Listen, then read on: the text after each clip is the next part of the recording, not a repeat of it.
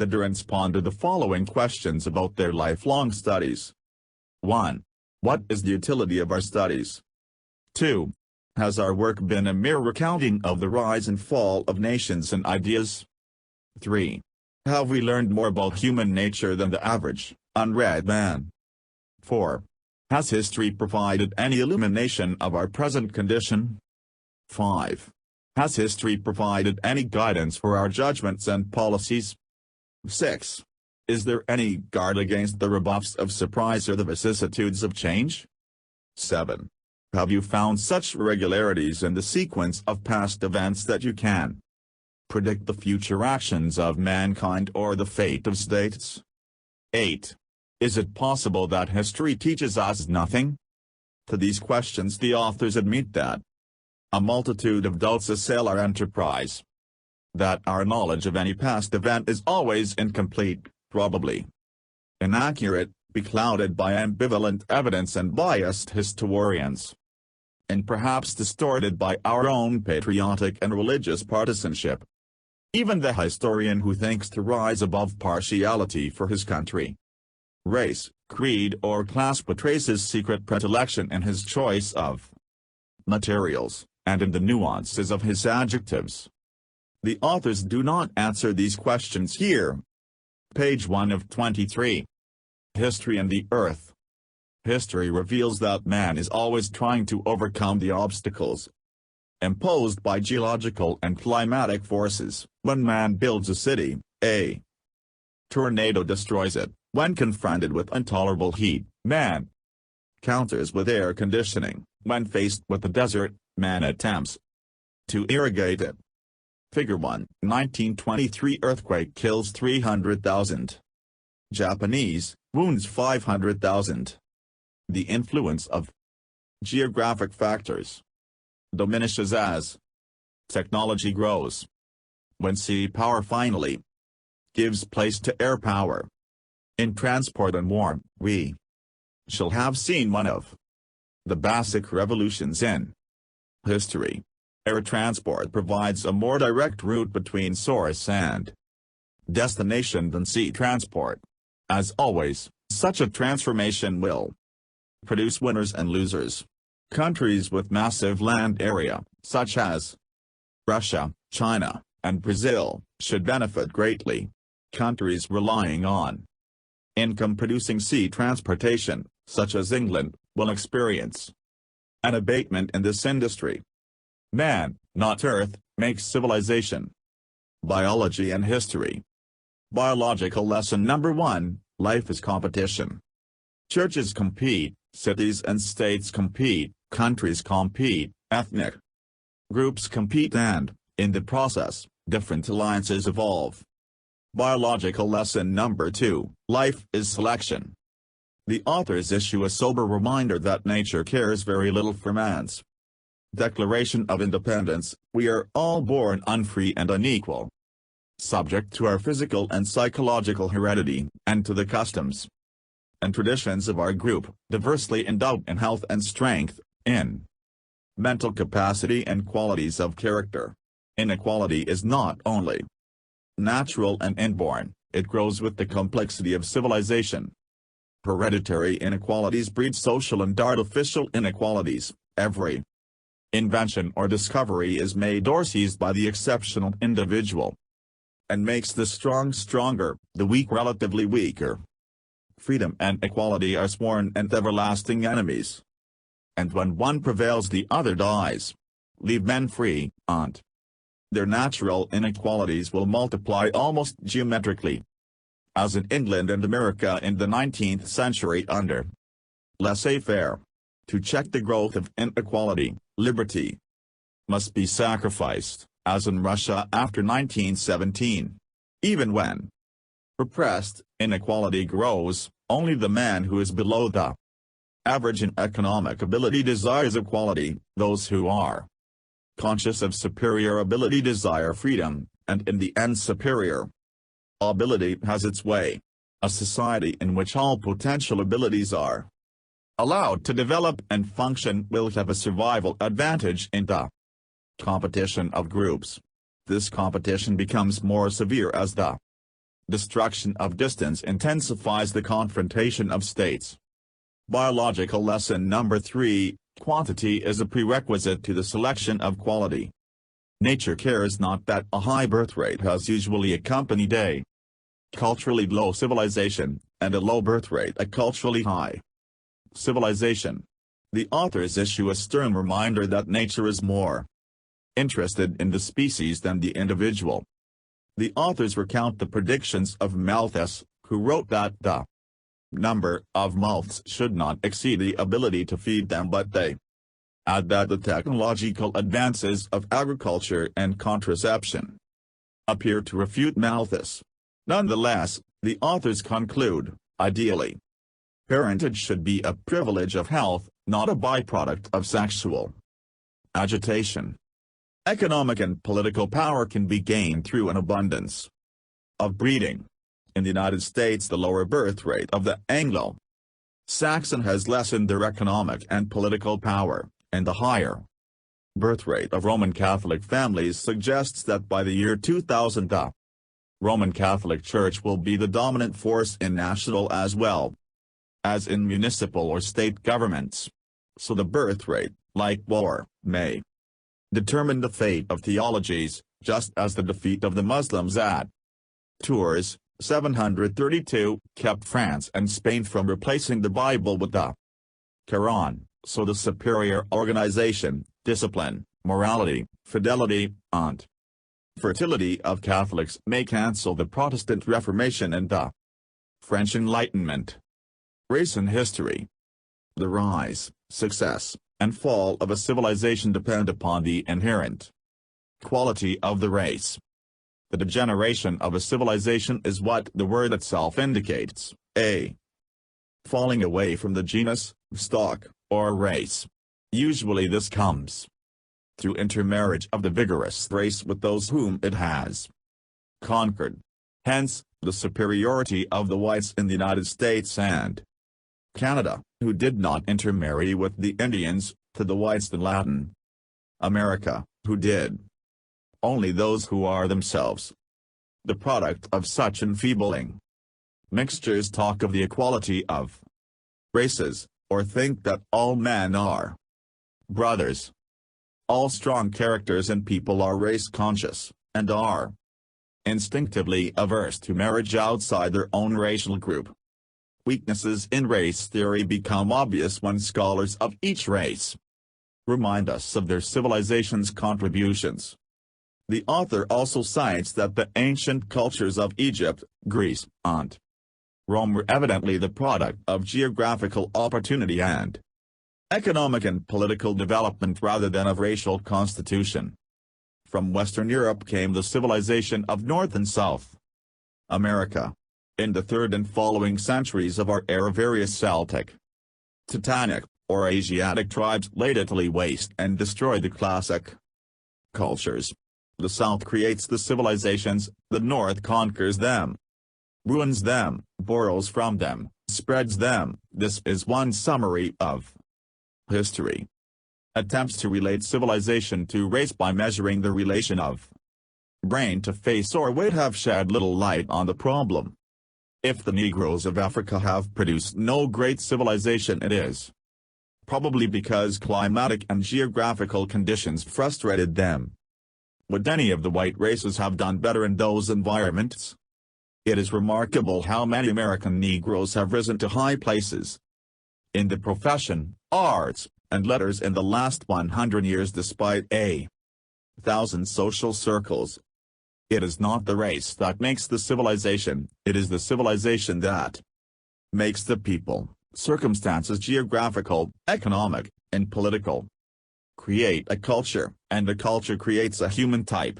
An American does not make his race makes him.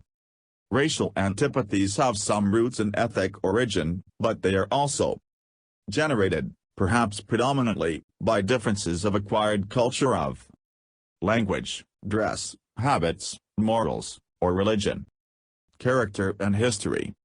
Our most basic tendencies are instincts.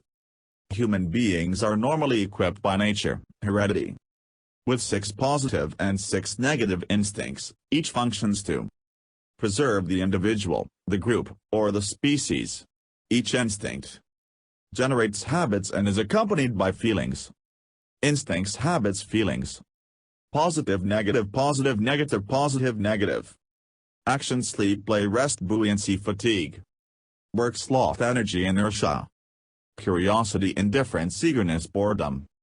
Manipulation, hesitation, wonder, doubt. Thought, dreaming, absorption, vacuity. Innovation, imitation, resolution, acceptance. Art, disorder, aesthetic, feeling, confusion. Fight, flight, approach, retreat, courage, anxiety. Competition, cooperation, rivalry, friendliness. Pugnacity, timidity, anger, fear. Mastery, submission, pride, humility. Acquisition, avoidance, eating, rejection, hunger, disgust. Hoarding, spending, greed, prodigality. Property, poverty, possessiveness, insecurity. Association, privacy, communication, solitude, sociability, secretiveness. Sleek, approval, fear, disapproval, vanity, shyness. Generosity, selfishness, kindliness, hostility. Mating, refusal, sexual activity, sexual aversion, sexual fantasy, sexual neurosis. Courtship, blushing, sexual love, modesty. Parent care, dependence, homemaking, filial rebellion, parental love, filial resentment. Known history shows little alteration in the conduct of mankind. As submissive natures unite with masterful individuals to make the order and operation of a society, so the imitative majority follows the innovating minority. History enlarges the conflict of minorities, the majority applauds the victor and supplies the human material of social experiment. Man's intellect has been a vital force in history, but it has also been destructive. Most new ideas will probably be inferior to the traditional responses that they propose to replace. No one man, however brilliant or well-informed, can possess such a fullness of understanding as to safely judge and dismiss the customs or institutions of his society, for these are the wisdom of generations. Enduring centuries of experiment. New ideas should be heard, but they must withstand objection and opposition. Before being allowed to enter the human race. Morals and history. Morals are the rules by which a society exhorts its members to behavior consistent with its order, security, and growth. Moral codes differ because they adjust themselves to historical and environmental conditions. As we moved from a hunting-based society to an agricultural-based society, bravery gave way to industriousness. Children were economic assets, birth control was made immoral. Monogamy was demanded by the approximate numerical equality of the sexes. Then came the Industrial Revolution and people moved to the cities, which provided a larger and more diversified social environment, which ultimately threatened monogamy. Education spawned doubts about religion. Sin has flourished in every age. Even our generation has not yet rivaled the popularity of homosexualism in ancient Greece or Rome or Renaissance Italy. Montaigne tells us that in his time, 1533–92, obscene literature found a steady market. We have noted the discovery of dice in the excavations near the site of Nineveh. History reveals that moral decay occurs rather leisurely, that is, it takes a while.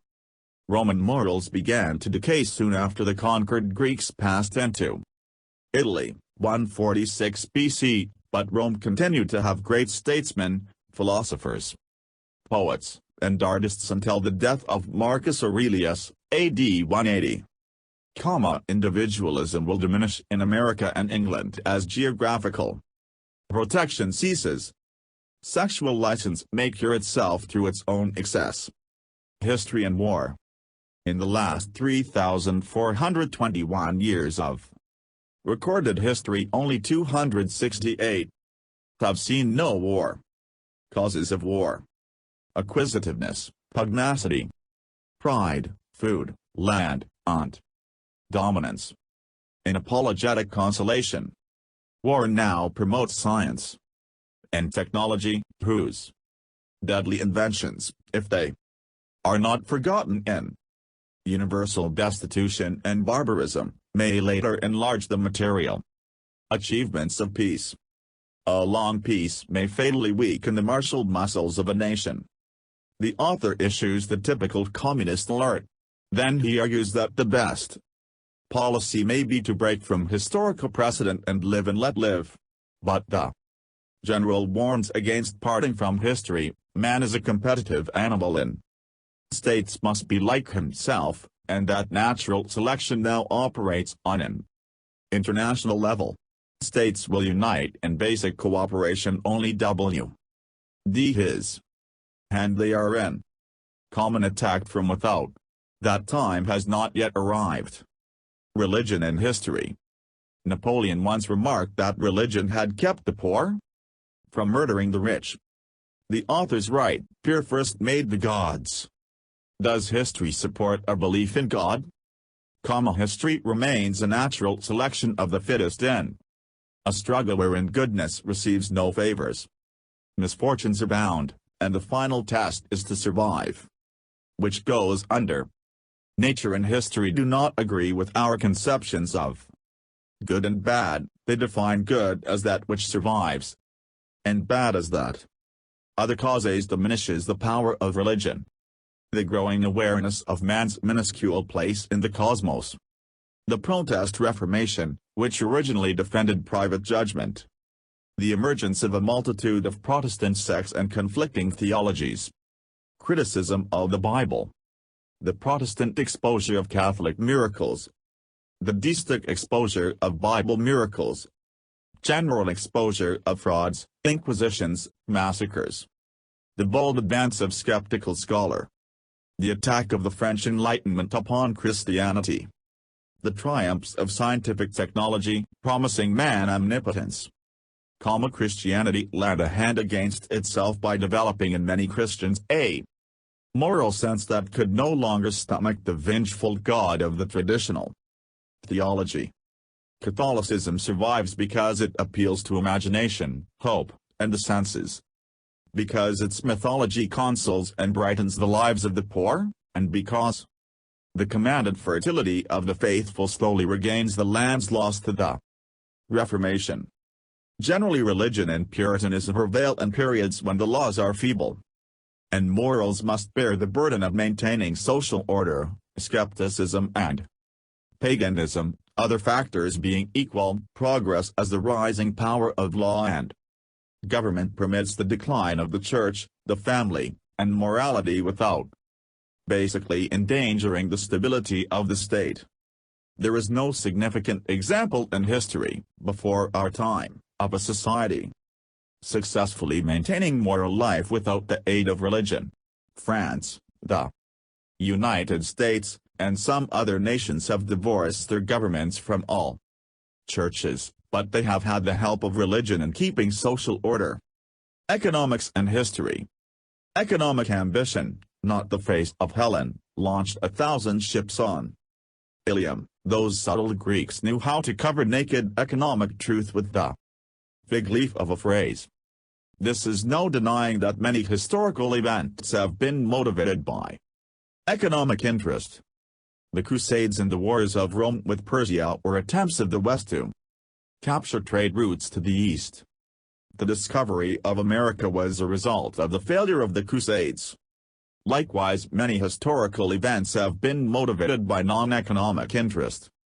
The poems of Keats, religious fervor in Muslim armies, nationalistic ardor in Hitler's troops, and Japan's kamikazes. The concentration of wealth is a natural result of this concentration of ability, and regularly recurs in history. In progressive societies, the concentration may reach a point where the strength of number in the many poor rivals the strength of ability in the few rich. Then the unstable equilibrium generates a critical situation, which history has diversely met by legislation redistributing wealth or by revolution distributing poverty. Redistribution of wealth sometimes occurs in a violent way, such as during the French Revolution, and sometimes it occurs more subtly with the devaluation of currency or inflation. We conclude that the concentration of wealth is natural and inevitable, and is periodically alleviated by violent or peaceable partial redistribution. Socialism and history. The mechanics of capitalism have proven to be the most effective system. Capitalist gathers the savings of the people, finances the mechanizations of industry, and distributes the goods according to demand, not government decree. In spite of capitalism's merits, history resounds with protests and revolts against the abuses of industrial mastery, price manipulation, business chicanery, and irresponsible wealth. There have been numerous attempts at implementing socialism. In Egypt under the Ptolemies, 323 BC to 1930 BC, the revenue of this system made the Ptolemaic the richest state of the time. Eventually, the pharaohs took to expensive wars, debauchery ensued, taxes increased, incentive dwindled. In Rome under Diocletian, socialism was made possible by arousing fear that the barbarians were at the gate. The state economy became a war economy.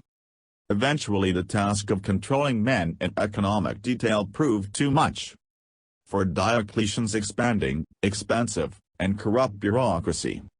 China has had several attempts at state socialism, each doomed due to high taxes, government corruption, and faltering economy due to burdensome military build-up. The Incas, in Peru, experienced the longest regime of socialism, from the 13th century until 1533. The Russian Revolution of 1917 succeeded because the Tsarist government had been defeated and disgraced by war and bad management. The revolution took a communist form because the new state was challenged by internal disorder and external attack. The people reacted as any nation will under siege. It put aside all individual freedom until order and security could be restored. Here too, communism was a war economy. It survives through continued fear of war. Given a generation of peace it would have presumably eroded by the very nature of man. The fear of capitalism has compelled socialism to widen freedom, and the fear of socialism has compelled capitalism to increase equality. Is progress real?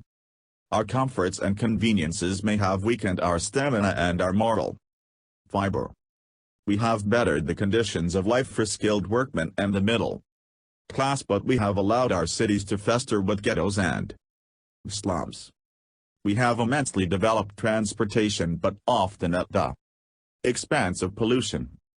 We have multiplied 100 times our ability to learn and report the events of the day and the planet, but at times we envy our ancestors, whose peace was only gently disturbed by the news of their village. Have our laws offered the criminal too much protection against society and the state? We are emancipated from theology, but have we developed a moral code to keep us from debasing our civilization into greed, crime, promiscuity? Has all the progress of philosophy since Descartes been a mistake through its failure to recognize the role of myth in the consolation and control of man? He that increases knowledge increases sorrow, and in much wisdom is much grief. If we define progress as the increase in happiness, then its case is lost almost immediately. Our capacity for fretting is endless. We always find an excuse for being miserable. What about defining progress as increasing control of the environment by life? Holds for the lowest organisms as well as for man. We should not demand that progress be continuous or universal. There are retrogressions. We may presume that at almost any time in history some nations were progressing and some were declining. We should not compare the work of one land and time with the winnowed best of all the collected past. Our problem is whether the average man has increased his ability to control the Conditions of his life. Longevity in European and American whites has tripled in the last 3 centuries. Famine has been all but eliminated. If education is the transmission of civilization, we are unquestionably progressing. We have raised the level and average of knowledge beyond any age in history. The historian will not mourn because he can see no meaning in human existence except that which man puts into it. Let it be our pride that we ourselves may put meaning into our lives, and sometimes a significance that transcends death. If a man is fortunate, he will, before he dies, gather up as much as he can of his civilized heritage and transmit it to his children.